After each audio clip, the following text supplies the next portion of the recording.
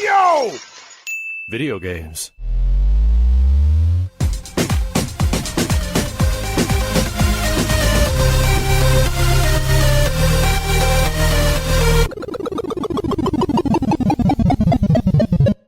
What up, dudes, and welcome back to the YoVideogames podcast. I'm Matt. And I'm Andrew. And once again, thank you to all our generous patrons who've kept us going for over 400 episodes. Yeah, if you're interested in becoming a patron at any level, please check out patreon.com/YoVideogames podcast. Dude of the week is Ace Underdead. Thank you, Ace. And this week we're back on normal topics, mostly because the definitive edition is gonna come maybe a little later this week. Because it's still going to be like an hour plus. I figured you guys maybe wanted to break. I could talk about. I can talk about Xenoblade ever, but we're gonna have a theory episode. We're just gonna have like 6, 7, 8 weeks straight of Xenoblade, and then I'll kill myself. No, it's one of the things that I think is interesting about Xenoblade is I had zero interest in playing it. I sort of wish it was a book series. A little bit, because I don't know that I have like interest in playing the game, but I do find the story extremely interesting. Most of my disinterest in the game is that I'm not huge into anime art style terribly. But I can get over that, right? I can not be whiny. But this week we're going to do a news dump because all sorts of stuff happened, and we're going to catch up, and we haven't really talked about industry anything for a month, and maybe that's a good thing. Maybe you're happy about that. But we'll do a news dump, and then we'll do the definitive edition plus answer. There's a couple of questions from the lorecasts that people had, and we'll answer a couple of the most prominent ones. I you know what? Before that, can I just say though, I got probably the greatest YouTube answer I've ever received, because YouTube is usually, your comments on YouTube usually boil down to one of two things: just pure toxicity, and just bile. Yeah. Or you get someone who literally regurgitates what you say in the video because they read the title and decided to click on the video and respond to the title of your video, despite the fact that is the entire point of the video, is to answer said question or elaborate on said statement. And then they literally end up repeating you, acting like they're telling you new information. Did that happen? It's every day. It happens every day. Fair. Okay. But no, I got the most amazing reply from YouTube I've ever did from our Xenoblade Lorecast. Hell yeah. And I guess can't stay away from it. But so I don't know if you remember this when we were talking about the last episode that we did, which was about Xenoblade 3. Right. And he was replying to you specifically, where you were asking me, like, what's the arc made out of? How are they going to sit through an annihilation event? Yeah. And I was like, and then I was always bummed because I'm like, what do you mean light? You communicate through light? I'm like, what the hell does that mean? Like, to me, I'm like, and then it's not explained. It's never brought up anywhere else. But then this guy had this entire actual physicist style like answer. Yeah. And anyway, so Guakhawk 9855 said, origin, which is the arc, was made of light because light is essentially composed of photons, and in physics, photons are their own antiparticles. That means that annihilation events can't occur. By the same logic, the only way the two worlds can communicate is through light, because it's the only particle that has itself as an antiparticle, allowing it to travel between two worlds without triggering an annihilation event. Which that actually kind of like blew my mind thinking about that, because they do talk about photons and stuff in other parts of Xenoblade 3, and I was just kind of like, oh, I thought they're just using it for just because it sounded cool. I'm like, oh no, they actually did they did their homework. Like the whole Ouroboros thing where like the two different races can like mix, and they're doing it through like this photon energy release, and I'm like, because there's a weird light reason for this. Yeah, that was pretty cool, and then it led me to doing some like Google foo and reading some more about it. But yeah, it was at first, I'm gonna be completely honest, I was defensive because the first line of it, I thought, what's this fucking asshole saying? And then by the end of it, I was all like, man, I'm the asshole. Like, he really does break down. So if you are viewing this on YouTube, go back to the Lorecast, um, the episode 4 of the Lorecast, right? Yeah. Yeah. And his comment actually is really good explanation on how that would work, and apparently it is legit. The game did Yeah. just like source Because my ass. he replied to someone, and in his reply he said, "Why convert anything into light?" He says, "Because the world of Xenoblade 1 and 2 are made of opposite particles. When particles and antiparticles collide, they trigger annihilation, a real phenomenon in physics that produces light, and sense that produces light." Which literally is a line in the game where, like, they were saying, like, the two worlds would collide and leaving only light, which I guess is a real phenomenon in physics with particles and antiparticles.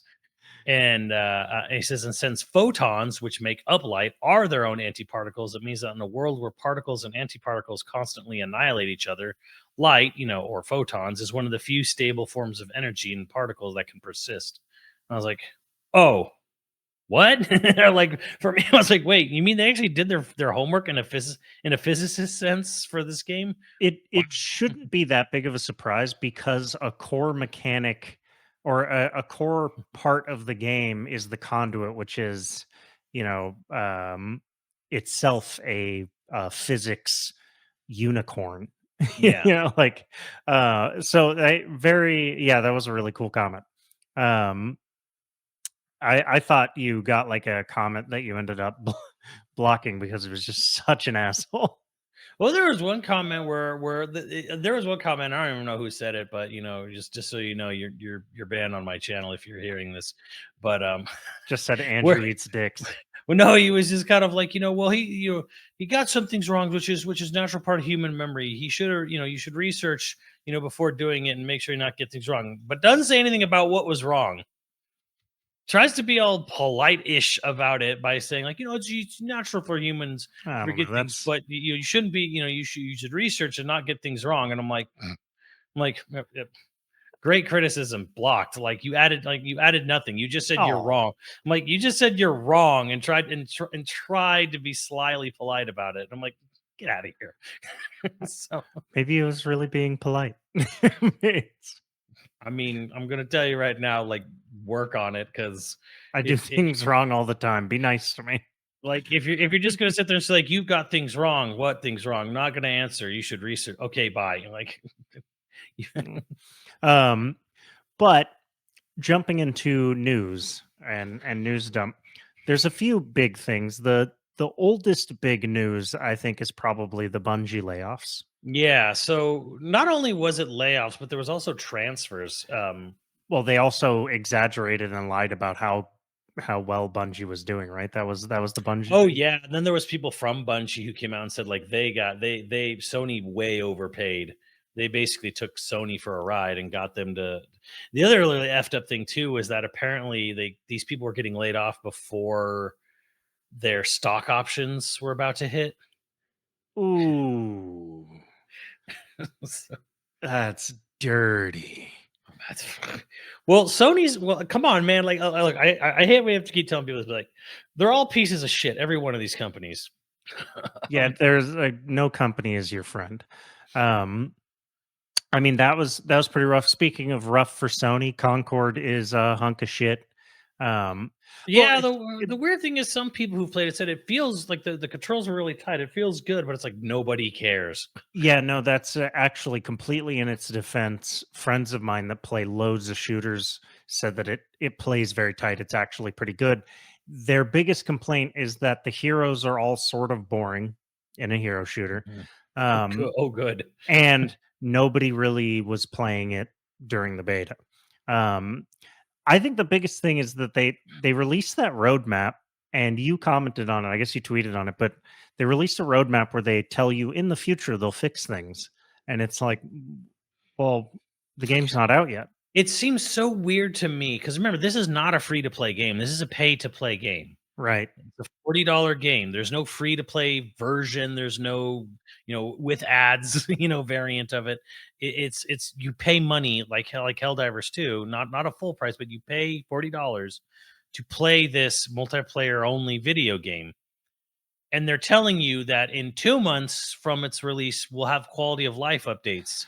Then in a further 2 months from that, like in 6 months, there'll be more quality of life updates, which I'm like, why are you sitting here telling me you're It- releasing a game absolutely knowing that there's going to be multiple quality of life updates that it's going to get?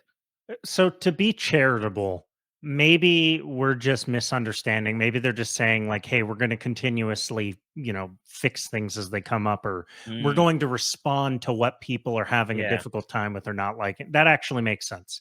When I frame it that way, that's like, okay, they're just saying that we're Yeah, but there's keeping. gotta be a better way to say it, and then the other thing is, like Yeah, the other thing is that, like, "Oh, you think people don't release games?" No, I'm like, "Oh, people absolutely release games knowing that there needs to be updates to it." hell yeah, but you You don't you say j it. you just don't say it out loud, Yeah. like, you don't advertise it like, "Hey, we know this game's gonna have things you're not gonna like, and we're gonna fix them in a couple months." I'm like, "Why should I buy it now?" Um, yeah, Concord. I don't know. Concord's gonna have a hard time, I think, and that's a little too bad. Do you remember when they had the teaser trailer? How intriguing, because it No, was just like a burger. it was just a burger on a space. I thought it was the dumbest teaser trailer. First, I thought, this is like to me, Concord is like a science experiment on how not to advertise and reveal your product, because your first teaser is nothing. Is a nothing burger. It is a burger in the nothingness of space. It is a nothing burger of a trailer. So you get nothing out of it. You have no idea that it'll have a spaceship. That's all you know.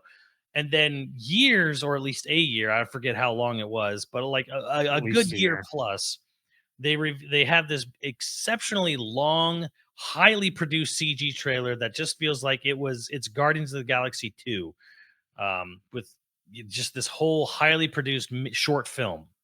Like Right. it was a short film, CG short film. And then you're like, okay, what's going? Is this like so it's like a Guardians game? Is it like, sort of like almost like an Uncharted? What do we? And then they immediately, show two schlubs from the developer going, it's a hero shooter, huh? It's a 5v5 hero shooter. You know, Wow. it could have been a legit like Uncharted, but in space. That would have been kind of Which was fun. apparently was basically Guardians of the Galaxy, but nobody played it because, again, the stink of Avengers was on everyone's mouth, so nobody wanted to try a single player RPG. Which is too Or bad because apparently it is pretty good. apparently, it's very, very good. Yeah. Buddy of mine played it and has like beaten it like 5, 6 times now. Loves it. Was like his game of the year. Yeah, I heard Uh, it was excellent. I heard it was in yeah. like should have been in the conversation for game of the year good kind of thing. Um, And that's not I, what Concord is. Concord's not going to be in that conversation. I would. I'm not a huge fan of hero shooters to Right. begin with, but I would like it if it did well. I'm always happy when shooters are doing well just because I like Yeah. shooters. I But mean, you know what the other part of this sort of like is study this in the same Sony Direct in which they revealed both the CG short film trailer and what it actually was in a dev blog, or dev vlog, I should say. They also revealed Marvel Rivals, a Marvel Comics hero shooter, like right, in the same little tiny Sony Direct. You literally showed two of the same genre of game. yeah, I think that direct was kind of a mess.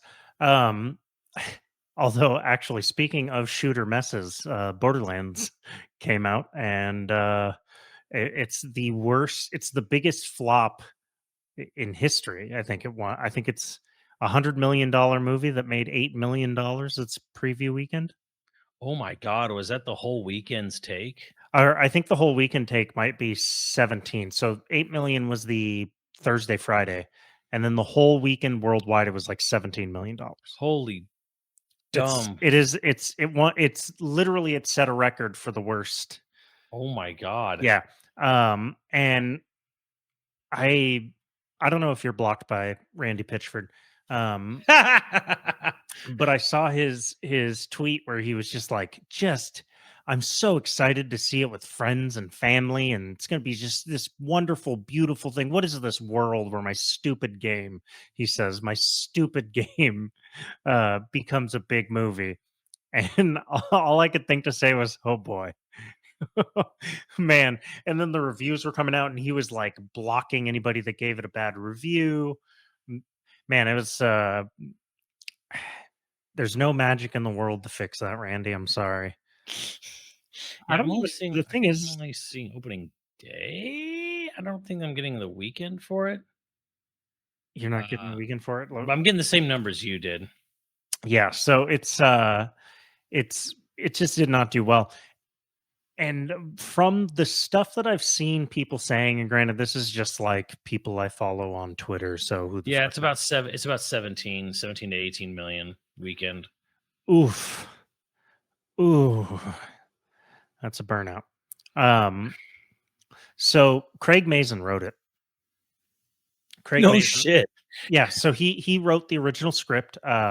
Craig Mazin, for anybody who doesn't know, is the guy who wrote Chernobyl, wrote Last of Us, the TV show Last of Us. Very, very, very good writer. Like top of the, you know, Okay, so how much Hollywoodization did his script go through? oh, dude. Oh, dude. Like if this story's true, and I have to say that because I don't personally know the person who told this story. So he writes this movie. It floats around. People really love it.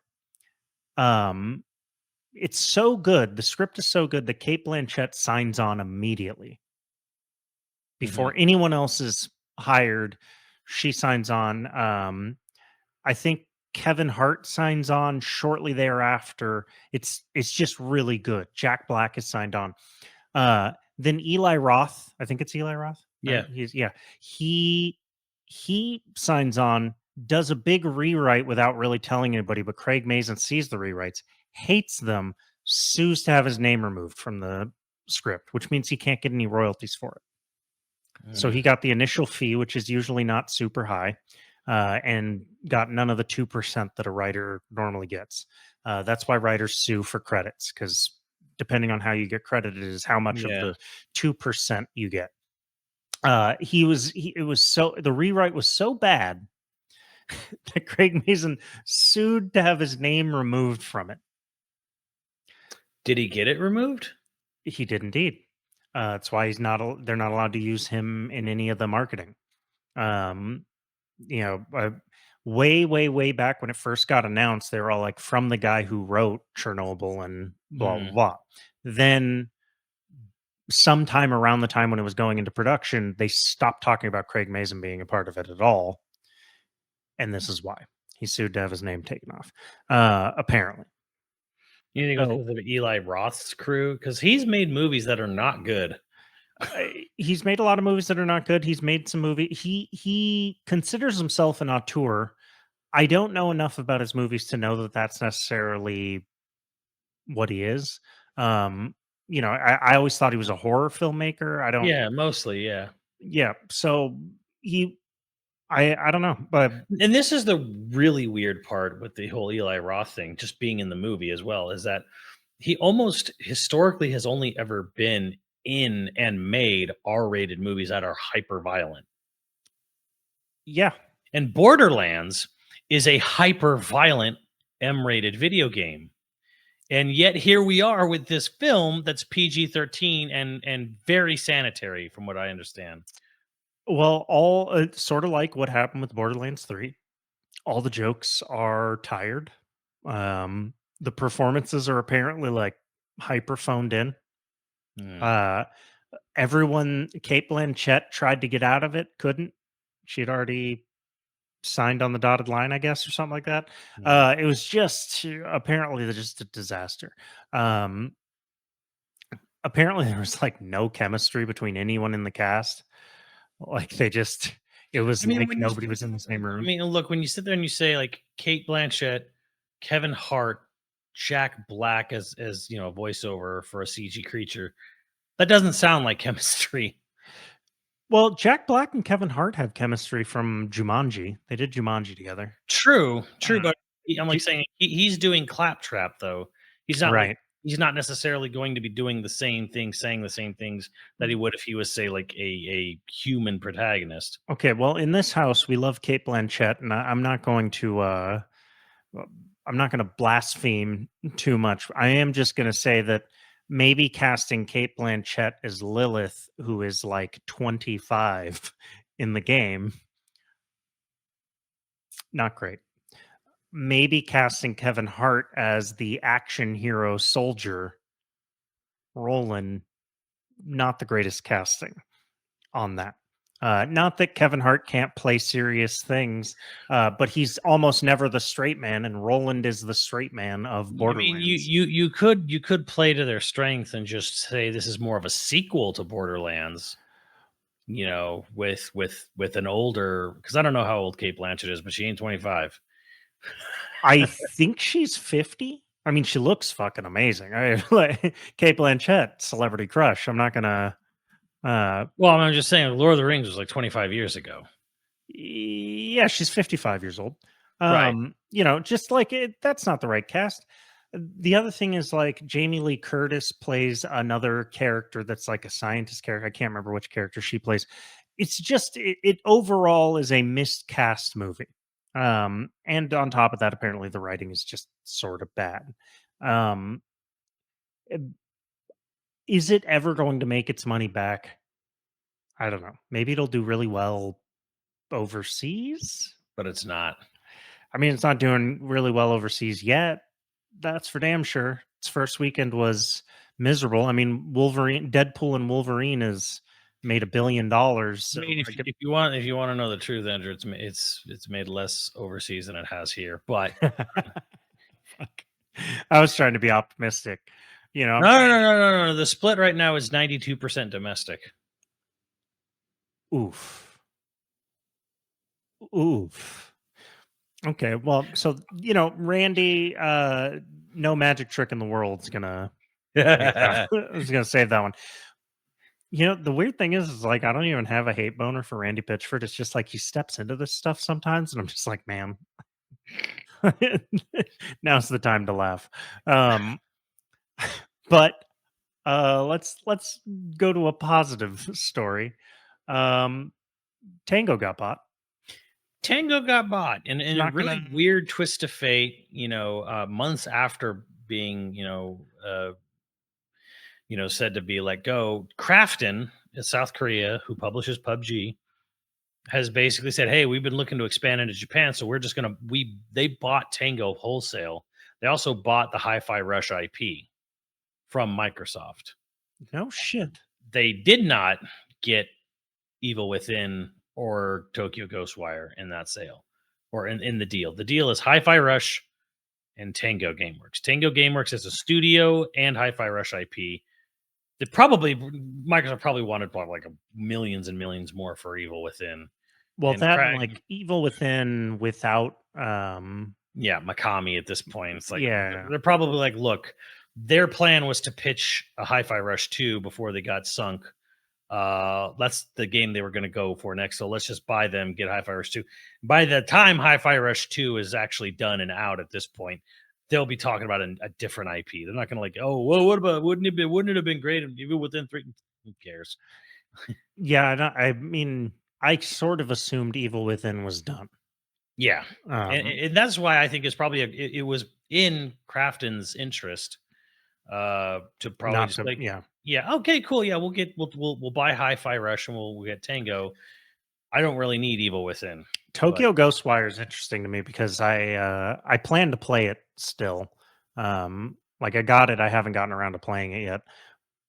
But it's one of those IP that just didn't take off. I think because nobody really knew what to make of it. Yeah, it's sort of interesting. Yeah, Tokyo Ghostwire is sort of more what I expected Death Stranding to be, if I'm being honest. Yeah. Like when we saw more of Tokyo Ghostwire, that's what I thought Death Stranding was going to be. Namely interesting. You know, but again, that's another one where like Mikami stepped away from that. Granted, the lady that took over, and I'm blanking on her name, unfortunately, but the lady that took over is by all accounts great.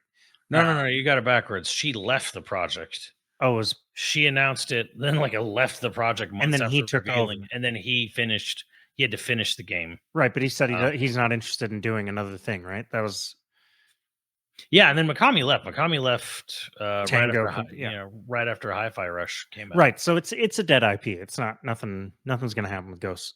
Ghostwire Tokyo. Ghostwire's dead. Its original director left the studio before the game was done.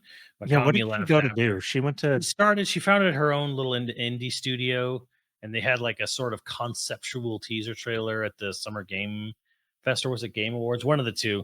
At one of Jeff's shows. right. She had some sort of conceptual trailer for it. But like it's so far away at this point, Right, and I vaguely remember people not really getting it, Right. Yeah. right? And so, like, the crowd did not go wild as they expected. Um, yeah, so great that Tango survived, but it doesn't necessarily mean that good things are on the horizon from them from our perspective. I think it's good for I think it guarantees Hi-Fi Rush 2. Because they were saying after they got laid off, they're like, well, we were pitching what to do for the sequel to Hi-Fi Rush 2, and we were going to try to go into pre-production on that before the floor got dropped out from beneath us. And I was like, okay, well, so they're probably just going to go right back to work on Hi-Fi Rush 2. Makes sense. Maybe. I mean, they bought the IP, so to me, I'm just like, yeah, you're going to make Hi-Fi Rush 2. So Since they own the IP, does that mean that Game Pass is going to start paying, like Microsoft's going to pay them to have it on Game yeah, Pass? that's a good question. There's probably some clause in there saying they can keep they keep the first one on there. It's probably it's going to be this weird situation where kind of like remember how like Microsoft published Mass Effect 1, Yes. but then EA bought BioWare and bought the IP. So technically Microsoft doesn't own Mass Effect anymore, which meant that like Mass Effect trilogy could be released on PlayStation or whatever. Right. So I think it's just one of those weird situations where it's like, yeah, they bought the studio, they bought the IP, going forward. As far as Game Pass goes, with like subscription based stuff is new to this world. So my assumption is that it'll just stay on there. I don't think Crafton has any reason to pull it. Yeah. Well, I mean, especially since that's the only thing bringing in income for Tango for For the next 5 years. yeah. Yeah, I wonder. I it makes me curious what Mikami's going to do, free of Tango, free of Microsoft, free of I mean, I think since Kamiya is has also left, free. Yeah, also free, he's coming up, I think, on his 1-year contract, anti-competitive contract. I think that's about to. I think it was only a year, so I think Kamiya is about to be over that. I wouldn't be surprised if Mikami and Kamiya go back in, do it all over again, start back up with their own small studio. I personally, if I was anybody with money, and I knew that both Mikami and Kamiya were free agents, Kamiya has to wait a year from an anti-competitive contract or whatever. unless he comes to the United States. I don't know. You won't do that, but I personally would be like, okay, what do you two want? And I'm not going to tell you to make a survival horror because you already done that. I'm not going to tell you to make another Devil May Cry because you already done that. But just what do you want to do? I would just like get a team together, let's build it up, let's do it. Of course, the industry is such a disaster, as we kind of like alluded to very briefly with Bungie and whatever, but Yeah, it's not hard to see anyone spending money, which is interesting because South Korea and Japan are actually weathering this storm. Japan really is. Granted, they had that big blip with their stock market briefly, yeah. where like Nintendo lost quite a bit, but it bounced back really fast. But otherwise, like they are kind of holding up the video game industry right now. Mhm. I do think one interesting thing is the hard times is where you get to see the innovation, where the next 10 years worth of IP that will then become tired. That's where the IP gets Yeah. born, Well, okay, so there's, I guess briefly, I think we should brief start. Like, so Bungie laid off a bunch of people, and then a bunch more got transferred to other roles within Sony Interactive Entertainment. And then, there was it was this whole breakdown. So they didn't just lay off because the headline was they laid off this percentage of employees, but the real percentage was like closer to 17 or 20% of them are laid off slash being moved. So in other words, so like Bungie lost a bunch of devs either to transfer or to layoffs. Was it With those devs or was things. it admin? No, it's devs. It was devs. Damn. And while this was happening, the guy who's running Bungie was tweeting or Instagramming about another classic car he bought at an auction. It was real good optics that day for him. Rough. Social media is a mistake. Is all I'm saying. Because look, I realize that yes, the CEO is probably a dickhead responsible for a lot of these layoffs, but also like That's him buying a definitely car is yeah. well another car because he's like Jay Leno about it. But like, yeah, like from a lot of people were kind of like, oh, the guy just sort of like overpromised and overshot. And it was kind of funny because he's like, yeah, you know, our ambitions, we were over ambitious. And I'm like, so then why aren't you leaving? You know, like straight up, because everyone's like, he was the one who was like, oh yeah, we're gonna do this. We got them, we got the drive, we got the ambition. We're making so good money during COVID, like we're making good money. Let's like shoot for the moon here. Let's like do all these big ambitious projects, like and then it blows up in your face. The guy who made that decision, who hired those people on, who made all those promises, nothing's happening to him. Yeah, I don't know why you would think he would face consequences. That's not how I'm this not works. saying no, I'm not saying he should though. My point is not oh, why isn't he? It's he should be. Yeah, Like if you're the asshole who led the whole company into a money pit, you should be the one suffering for it. First of all, you should be the first one to go. I got no You know, argument against him. I'd like not writing. Oh, we're sorry. You know, we shot too high, too fast. We got to. sorry. You know, we're gonna restructure, reorganize, and focus on our strength. But how does that? No matter how you word that, it never sounds good. Like, you know, we're gonna restructure and focus on our core strengths. I'm like, that just means you don't know what you're doing. Like, you know, every idea you had was bad. Well, look, I am going to defend the corporate overlords for once, and there's nothing you can say. Like if he just released a thing being like shit happens, I'm gonna go buy another car. That's honest. But not good. Like, it's like it doesn't matter what he says in that situation. Like he is an asshole. So personally, I'd be like, them's the breaks. You don't say anything basically. Um, Silence is golden in most of these situations. yeah, most of the time, just shut the fuck up. It's the smartest thing you can do. People will move on.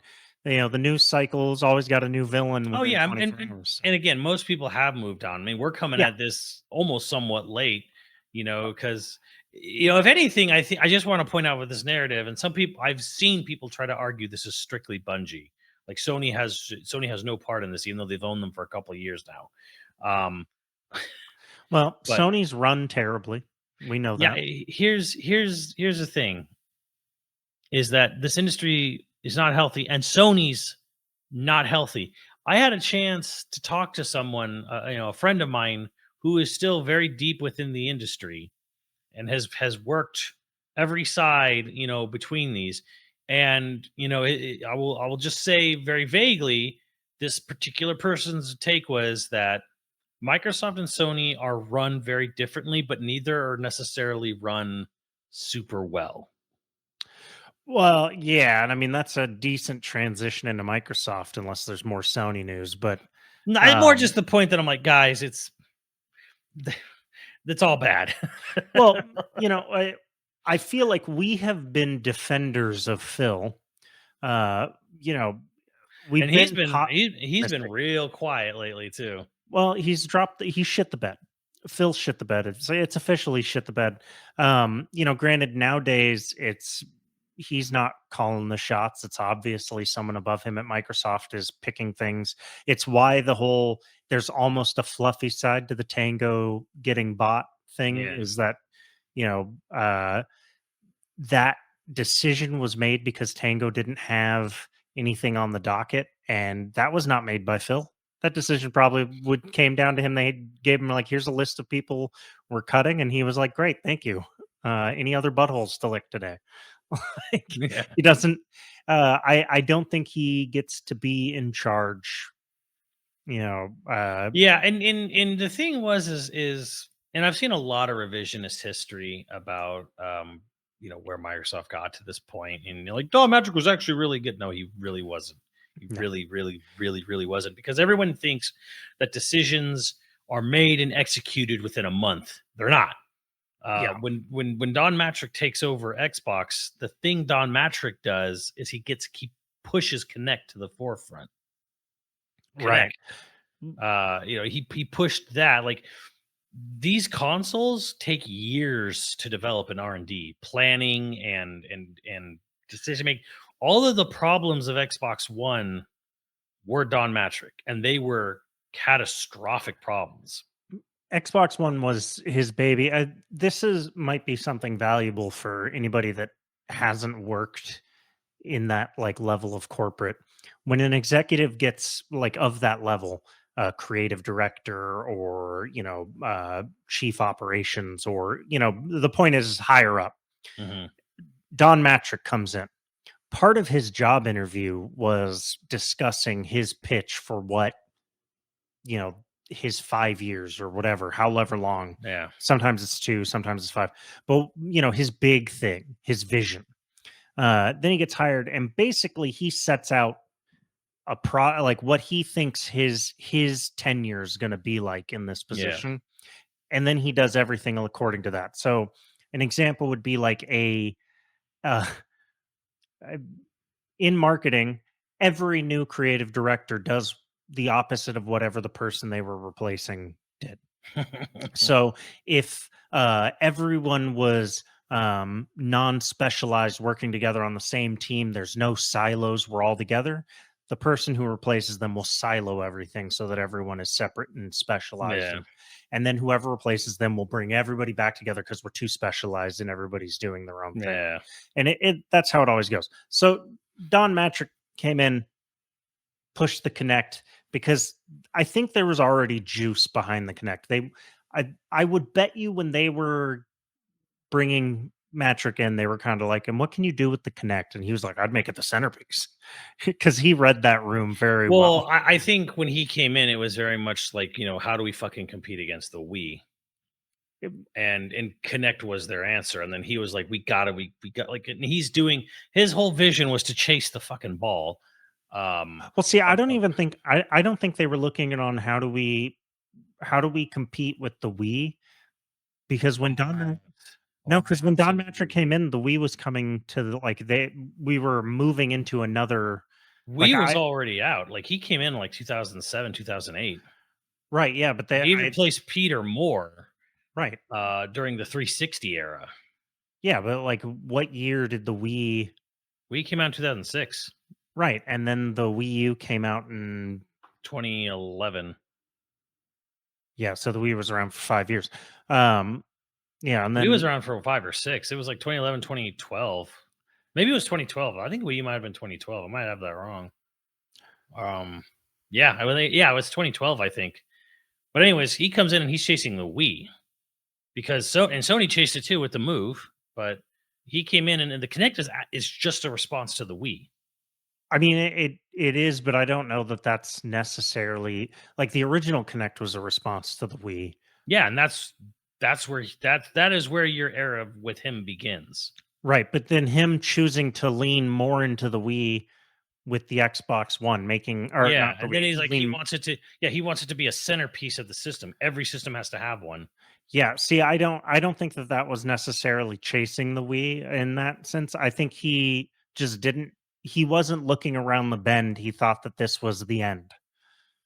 You know what I mean? Like when you have a product that like you just think this is the end, this is where VR is a good, like they're not looking what's coming next. They're all trying to figure out what the VR is the end. We're going to make the best VR system, the biggest VR system. We're going to dominate VR. There is no VR market, but Yeah. they don't know that because they're too worried about dominating you know what I mean? Am I making sense on that? Like, Well, yeah, because he didn't sit there and think like maybe the market had moved on from that hyper casual, you right. know, wave that was going on for the 5 years or less than the 5 years of the Wii. So in a sense, I don't think he was chasing the Wii with the Xbox One. I think he thought Oh, no, no, no. I that don't mean the was Xbox One. Connect. right. Yeah. Connect on the 360 is chasing the Wii Right. 100%. Yes. Yeah. Yeah. And Absolutely. Yeah. and he was all for that. And then and then we get to where you're saying where it's like he thinks it's the end game, not that the Yeah. market's changing or No, bending. his whole pitch focuses around making the Connect, and in a way, he was right. He was right about one part of the X. He wanted to make it the all-in-one media box. He wanted to make it the centerpiece of the home. Right, but and the thing is they did it very bluntly They did it terribly. They were also a terribly little wrong. early. And a little early because now things are your centerpieces. Yeah. Like and a lot of people just use their PS5s even for Netflix and Fortnite, you know? Yeah. Look, had he not said it out, everybody, the entire industry, that's where they were going. He just said it out loud, and that made him an Oh idiot. yeah. And I remember saying that because people don't know this really, but like Sony was kind of planning to do the same thing Oh, with yeah. PS4, but they saw how horribly that went and just went, never mind. I mean, it's the only reason Sony dominated the way they did for PS4 generation was that they were a month behind Xbox. Like they were just sort of like they were just behind enough that every time Xbox said something, they were like, "Yeah, we're not going to do that," and everybody was like, "Thank God." Yeah. Um, And this leads into okay, so what can you blame Phil for? And I don't think Phil's wrong for trying to bolster Xbox's first party lineup. no, I still think that was the right thing to do. It was the right idea. You can't because I mean to this day people still think Xbox is Halo, Gears, Forza, and it isn't Halo, Gears, Forza, not really anymore. that's They Forza. they still well, I mean, those games still exist, but it's not the only three things they do now. Halo's basically dead because 343 and is imploding. Paramount helped kill it. Paramount kill it. And Gears has been taking a break for a while now, but it's getting its E-Day game or whatever. But here's the thing: is that Phil did what I think was the right thing to do, which was we got to build up our first party. We need to build up our first. Where Phil went wrong was that Phil got the studios, he got the acquisitions, but and just kind of assumed things would naturally take their due course. I don't. I And mean, they the and they entire and they yeah, didn't. the entire industry, and you've been saying this for I think years now, has a project management problem, and I Yeah. think one of the things is that Phil, I don't think was a project manager, Yeah. and so he just sort of took guys at their word, and so Or he had meetings with a company they were interested in, and it seemed like a really good fit. It seemed like there was good, like, yeah, synergy. These seems like a really good team. We should have them under our wing. They're making something really cool. We should make sure we get that. And then, but it doesn't come together. and I don't want to, obviously there's a lot of speculation to this because, most of this is never going to see the light of day. No one's ever going to be able to say whether it happened this way. Um, but I do think that Phil bit off way more. Like he didn't buy a company and then see where they went before he No, bought them. yeah. He bought like 8 goddamn companies and then was just kind of like, here's money, make us things. Yeah. And it all went off the rails. Um, you know, in a way, maybe he was just too optimistic. Yeah, he was. And I am going to be that asshole. And people are going to hate me for this. But I think some of the studios he bought weren't worth it. Like Wow. there was a lot of buzz for the studio. I'm blanking on their name. It's fine. With the We Happy Few company was the Oh developer. yeah. And people were like buzzed about the game because of its presentation at E3. But then the game came out and it was like a highly mixed, you know, eh. And then it's like, yeah, and their last game was kind of okay. Like, didn't light the sales charts on fire too. Maybe bum rushing to get the We Happy Few because it had a nice E3 showing. Maybe that wasn't necessarily the smartest thing. And here's why people really hate me. I don't know that Bethesda, like, and I don't think Bethesda was ever worth it, really. Like, or not ever, but like, I mean, I, like, they've proven to be valuable now, though. okay, so Skyrim sells like 30 million copies or whatever, right? Yeah. And they've had, I don't want to say they've not had success. They've never had a success like Skyrim since Skyrim is kind of the problem. Where you get a game that's like 30, 40 million copies sold like Skyrim. Right. Yeah. Has Bethesda made a game that's sold like that since then? No. How has Starfield done? Okay. Yeah. What I will say is that Bethesda had all the games that sort of like Bethesda. One of my problems with Microsoft is that it has constantly been chasing trends rather than sort of looking ahead. Like when Mhm. I forget what was the name of the game that Kamiya was doing with them and was or Platinum was doing with them, and then there was just like it was Oh, too much. Scalebound. Right. Part of the reason that fell apart was that Microsoft couldn't like they wanted Platinum to chase a trend. Yeah. And it's like, well, the reason the 360 did so well is because it was setting trends, not chasing trends. They somewhere lost the plot on that. And I think a lot of the purchases of the companies that they bought were following trends. They went after the guys doing We Happy Few because We Happy Few was following that dystopian, snarky trend, Yeah. but that trend ended. Like by the time We Happy Few came out, people were already sort of over that. So I have this list. I've had it on my computer because I've been planning to make a video of it. But let me go over from Phil's takeover. Right. This is sort of like when Phil took over from the Xbox One to now. This was what was happening. There was a game, an RPG by Obsidian called Stormlands. It was supposed to be an Xbox exclusive. Never really got shown, but was canceled. Then they bought the studio anyways, but they didn't revive their canceled game called Stormlands. Hmm. There was a game called Human Element, which was comprised of former Call of Duty members from Infinity Ward, and it was just canceled in 2015.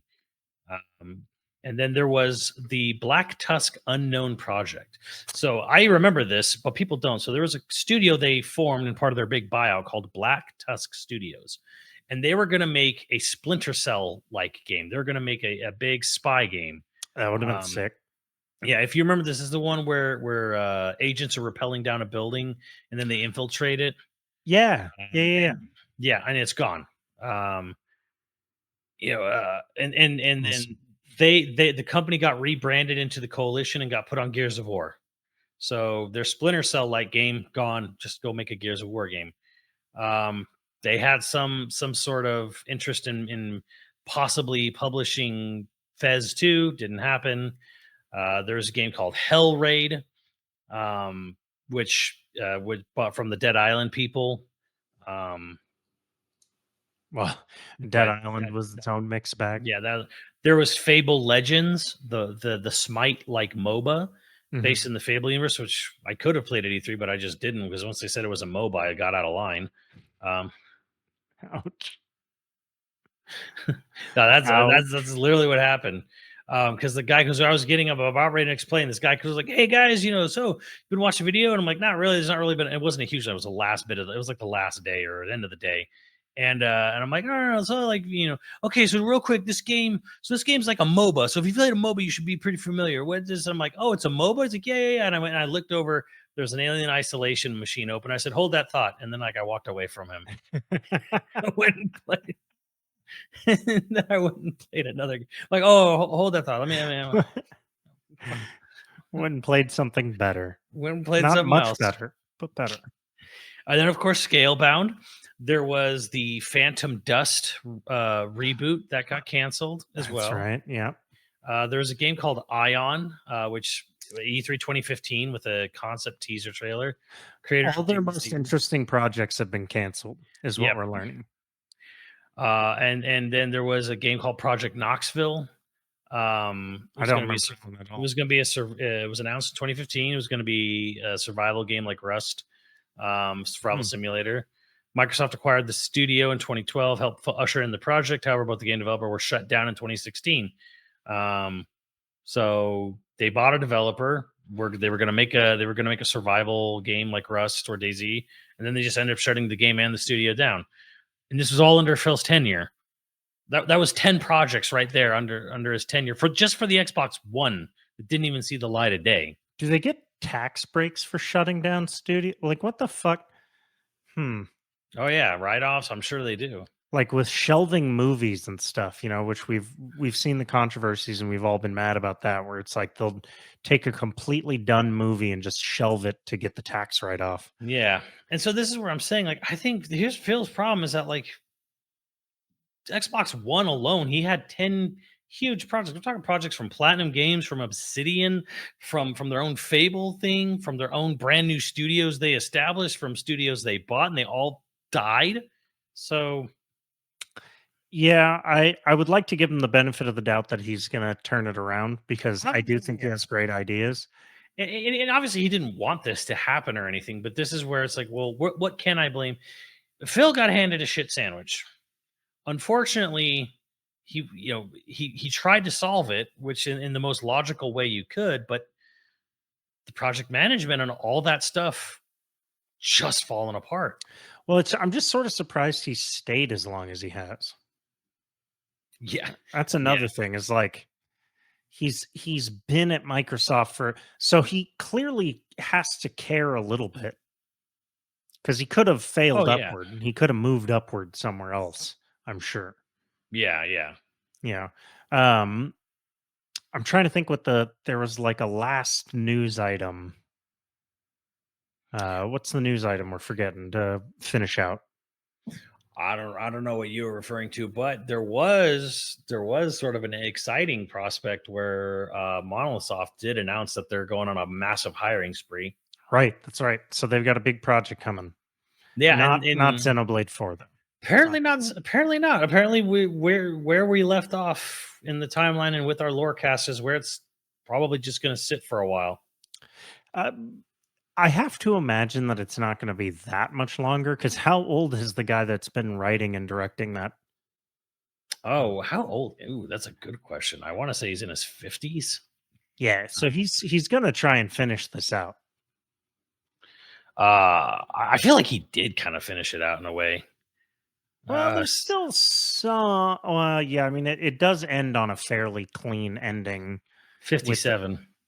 Yeah, so I guess he could leave it there completely if he wanted to, but there is room to do something. Right. Yeah, but like, yeah. So they had a big thing. They're going on a big hiring spree, which is almost weird to see in this industry. Everything's about laying off. And he's saying that, like, basically was hinting. He was saying without saying it, we're making our next game and we need a lot more bodies. He says, however, he's like, we have seen, he says in his statement that they published on their website, we've seen the failure of just throwing bodies at a project and hoping they can solve all their issues just by sheer number of people. We're not doing that, but we do need people. So it was basically like, we need people. And he says, like, just apply. It's like, if you're brand new, if you're a fresh graduate, if you're a veteran, just apply. We need, in the applications they mentioned they're looking for mech designers, because of course they are. Well, Monolith is kind of like one of the best places to work in gaming right now, right? Especially in Tokyo, because they have a really big bent on work-life balance. Yeah, which is a lot of companies don't have like at all. So, well, there's no work-life balance in Japan. That's just, it's not a thing.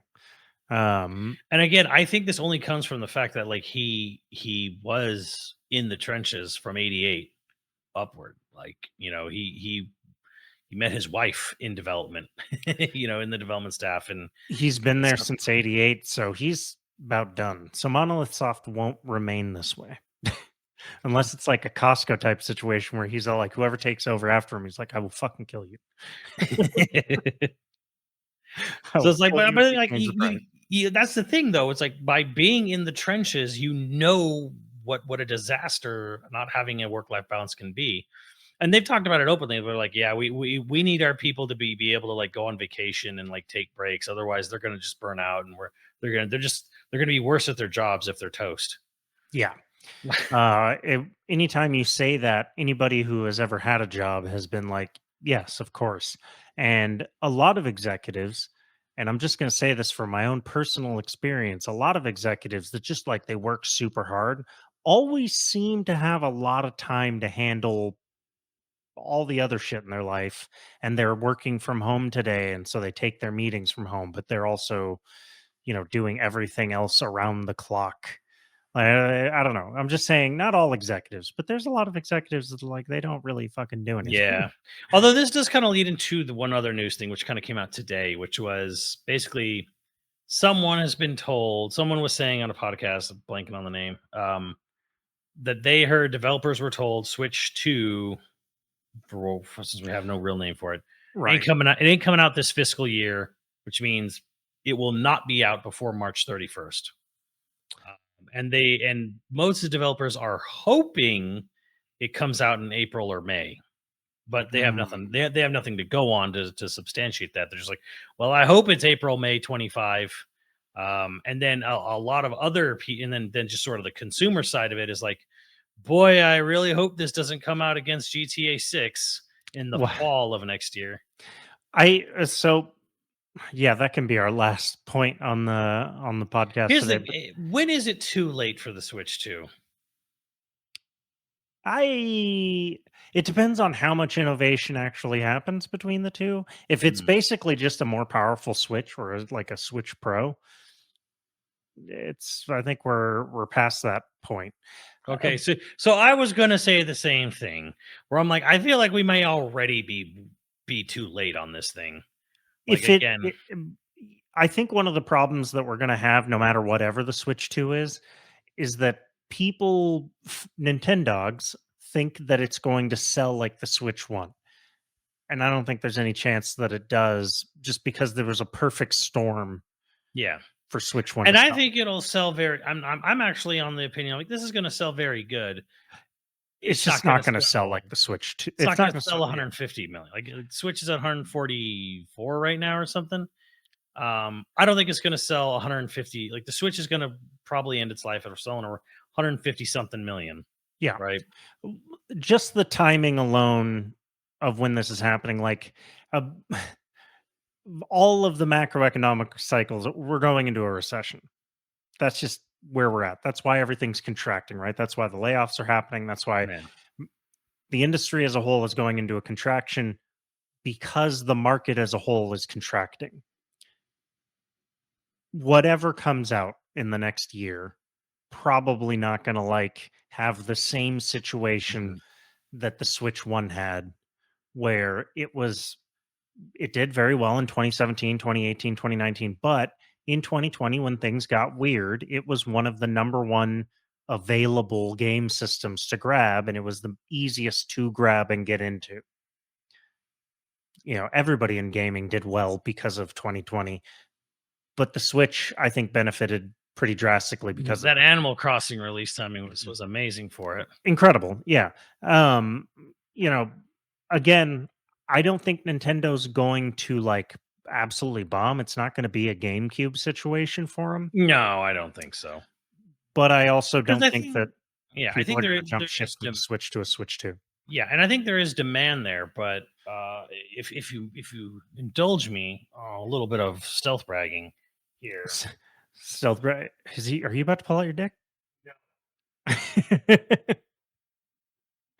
For those not watching the video, Matt's reaching off screen to pull up. Pull up. Here's the thing: Nintendo is not the only dog in the fight here. They're not the only game in town. There are things like this. Oh yeah, the ROG Ally. This is a ROG Ally X, Yeah, which is expensive, but it's also very good. And and the it can run ergonomics are way better than the Switch. well. It's pretty comfy. I'll give it Yeah, that. And it looks really nice. It's a really cool system. It's actually just a PC yeah, in your hand. Like it runs on Windows.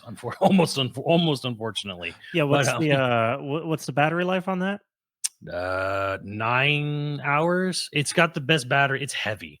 It has 9 they, fucking hours? yeah, or more if you're running like nothingware games. That was their big pretty good. upgrade. Their big upgrade was like they put a huge battery in this thing. A huge heavy battery that runs for a long time. Yeah, we Um, like that. so that like every tech analysis thing is said like, well, this thing has the best battery life and the best like settings or the most powerful settings, but it's expensive. I'm just saying the market's there for Sony to jump back in with another PSP. Sony's almost too late on this, I feel, because we haven't mentioned the Steam Deck. We didn't mention the Legion Go. There's another one out there. I forget what it is. Yeah, of the lap handhelds. Yeah, like That's what we're gonna call them. We're gonna call them the lap handhelds, portable PCs. right? But a pocket handheld, I think there's actually there's an unexpected demand now for the pocket handheld again. And yes, people will be like, "Oh, the cell phone, sure." But I think there is that cell phone or slightly larger than cell phone Yeah. size that can go in your pocket uh or a purse or whatever, but is much smaller than the Rogue and the Switch and stuff. I think there's a little something there. I think that if it came out right and the games were right at launch, I think it'd do well. I think there's still Nintendo could still sell DSs. Hmm. Even right now, I think if they came back out with the DS, it would still sell. I mean, maybe. I mean, it's hard to really say, but like, I just think at this point, it's like Nintendo's hybrid design is not the only thing in town. So, Right. like you said, they have to come up with something Fresh. interesting and fresh to do it because just a powerful Switch is not going to do it. Because again, you already have something like a ROG, which probably it might be more powerful than whatever Nintendo comes out with next year. Just because this is an $800 system, and Nintendo's not going to be selling you an $800 system next year. No, and I mean Nintendo's draw is always going to be the fact that it has its ecosystem that is very interesting, and Nintendo always has good games. Like if you buy a Nintendo system, yeah, okay, Right. you're not going to play the most Yeah, powerful. and again, I'm not sitting here saying like gonna do Nintendo's bad, yeah. doomed. I'm just saying Nintendo's going to sell 100 million consoles Yeah, of not the Switch 150. Yeah, not 150, which is still amazing. I'm not sure that they're going to hit that kind of numbers. They're going to sell really well, but I don't know that they're going to hit even 100 Well, million. I mean, I think it's going to really depend on what it is because If it's just a Switch 2, is what I'm assuming. what the lineup is. Right. And there's actually hope here. I'm going to say this in a weird sort of way. The Switch lineup of games this year being kind of as blah as it is kind of like media. I don't want to say mediocre, but just sort of boring. As boring as it is almost kind of tired. Yeah, tired. Yeah. It's a bunch of rainy day release, it feels like, and which is I'm not even trying to shit on the games because like Princess Peach Showtime was actually great. But like a lot of these, I mean, okay, I'm like, I bought some of these games, but I'm not going to sit here and tell you like what the Switch is killing it. And it's like Endless Ocean 3, another Code collection. Yeah. They're releasing a visual novel this month, an M-rated visual novel, which is actually kind of interesting. I'm going to buy the little Echoes of Wisdom Zelda game. I'm going to buy Mario and Luigi Brothership. I'm going to buy those games, and I'm probably going to enjoy those games, but holy hell, if that doesn't scream this is our last year on the market and we're just trying to like squeeze out whatever's left that we can. Yeah. I don't know what does. Well, a lot of those smaller games tend to be really, really good, just not necessarily Yeah. groundbreaking. It's actually kind of an interesting strategy. Like, let's have a bunch of little smaller whatever games, and like, because Sony, if you don't count their partnership games, like strictly what did Sony publish stuff? We're talking Concord and Astrobot was their year, so it's like, yeah, okay. And Astrobot's great. Played it at Evo, loved the idea of it, but it's like, man, Sony's barely releasing their own product this year. They're releasing partnership games like Rise of the Ronin, Stellar Blade, and Rebirth, which are great, big, good games. But like, man, they were front loaded as all hell. Helldivers 2 was kind of like which almost carried them almost for the whole year. But it's like, yeah, you got Helldivers 2, which just blows up. It's great. You have Concord, which pretty much looks like Borderlands the movie, kind of a flop at this point. Ooh. And then you I got hope- Astrobot, which I hope Astrobot does well, but it's basically Mario Galaxy for Sony. Astrobot's gonna do fairly well. I think that there's like a weird market for Astrobot that a lot of people, because when you watch the actual like video talking about it, or the direct talking about it, state of play rather, like you see all the people being like L whatever the fuck this is, you know, and it's like, yeah, but these are all the weird bros that want to see like the biggest games ever all the time. Where's I the War 3? Right. I think there is a significant market that wants an Astrobot game. Oh, Fun game. I think there's a massive untapped potential Yeah. for Astro for Sony I agree. colorful friendly Yeah. games, because Sony hasn't released a family friendly game in so goddamn long. Ape Escape 3. No, but I mean there was that I guess there was that Ratchet and Clank game early on the PS5. That's Yeah. and there was like Sackboy's Big Adventure, but again, like those are like and those were kind of near, I feel like near launch or within like the Yeah. first year or whatever. And Sony's kind of just like been a few years since Sony even tried to have like a cool family friendly game, cool colorful platformer. So Yeah. At first I thought it was just going to be like a brand, you know, everything is in Sony colors and everything is like, so like you're going to be running around a living room and there's going to be a big PS5 in the background type thing. But the more I see of it, the more I'm like, oh, this is going to be a dumb, fun little game. Yeah, it's Yeah. Mario. It's literally just Mario Galaxy. Sony's Mario Galaxy. On that note, that's a pretty positive note. We're ending it on a positive note. Look at that. A news episode. Astrobot looks good. You know, Switch is just riding out its last year. But with good games, they're good games. They're There's just not- Prime, and let me not forget Prime 4. It was shown. It's It is true. coming. That is a big, meaty, hardcore gamer game still coming to the Switch some point. That's definitely its swan song at this point, though. Yeah, I wonder if there's going to be any announcements at like Gamescom. That's in a week. Yeah, from Nintendo, probably not. I think Nintendo. Here's what I think. Nintendo will have a direct next month, as they always do. Some people were speculating it might come like a week early this year, but like, okay, whatever. They always have a September direct. That September direct is going to be just about the Switch. They will not talk about the Switch 2 next month. It's not happening. It's not happening, especially if it's not coming out this fiscal year. There will be a minor update, possibly nothing more than a fucking tweet by the end of the year saying, hey, get ready. Next year, we'll have an exciting new system for you to play. That's all we're going to say. Fucking edging us. Oh, hardcore. So yeah, like I just want everyone, I just want it to be known. I want it in stone right now. September 2024, there will be a direct, and it will not talk anything about a new system. So just Breaking hearts right away. rip that band-aid out now if you have to. But whatever Nintendo, when their next direct happens next month, you ain't hearing a goddamn thing about a new system. But Astrobot is looking pretty hot.